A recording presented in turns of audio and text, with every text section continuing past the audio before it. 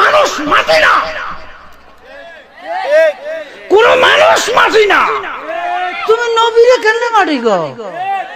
আগে তুমি প্রমাণ করো তুমি কি।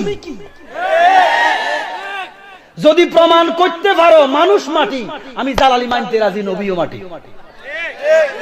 মানুষ তো মাটি না,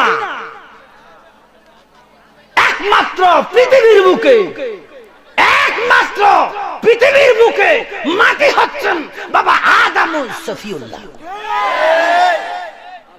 আর সমস্ত মানুষ বাবা আদম মা হাওয়ার মিলনে।